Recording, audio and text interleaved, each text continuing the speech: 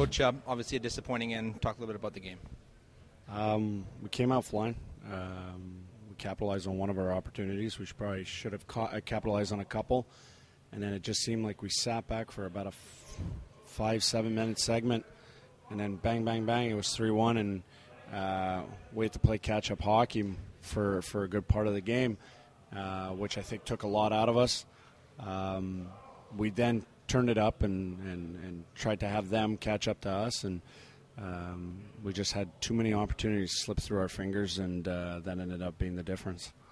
How much did it take out of the team having to come back from that 2-goal deficit, especially when you got into the first and second overtimes? I think mentally it took a bit out of them. We've been through those scenarios before during the playoffs. They were used to it. They battled hard, and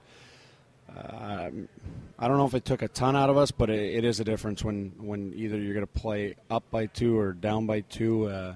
Sometimes it's not the safest lead to play with, but at the same time, I'd rather play with a lead than not have. So, obviously, no team comes here, expecting to play in the bronze medal game. How do you regroup and get the guys ready with still a chance to win a medal? Yeah, unfortunately, there wasn't much to say after the game. At the end, we just sort of told them, listen, if you want to win a medal, if you still want to be up on that podium, so to speak, then you got to start looking forward and don't look behind. And because the last thing you want to do is come out of here and just say you finished 4th at this point. Yeah, you want a class in the top 3.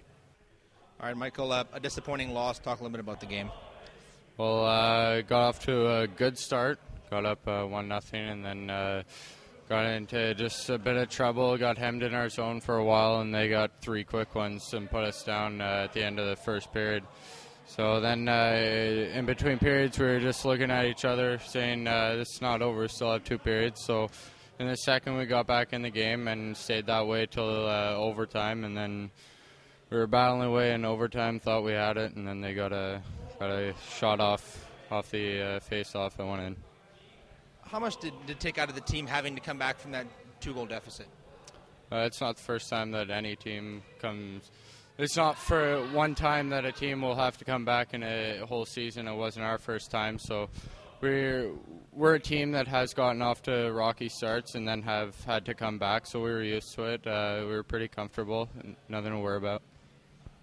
Is it going to be tough to get up to play for a bronze medal after a loss as tough as this one? Well, we're not going to be fine walking out of that dressing room. It's pretty tough to take, but it's going to show our character that it's going to be our last game of the year together, and we realize that, so we'll be out to play our hearts out. All right, Coach, playing for a national championship tomorrow. Talk a little bit about the game. The game was very similar to the other games that we had in the last 4 days here. Had a 2-goal lead, let it slip away a little bit there. But we knew we were competing against a really strong team today. And, again, that 2-goal lead wasn't going to be easy to hold on to. But they came back, and we just kept battling through the overtime periods and kept funneling pucks and bodies to the net, and eventually one went in. When you're in the dressing room getting ready for that second overtime, what do you say to the team? You know what, honestly, we were joking around a little bit, keeping the guys nice and loose, getting a few laughs in, and then just reminding them that we're taking care of our zone first and throwing pucks and bodies to their zone.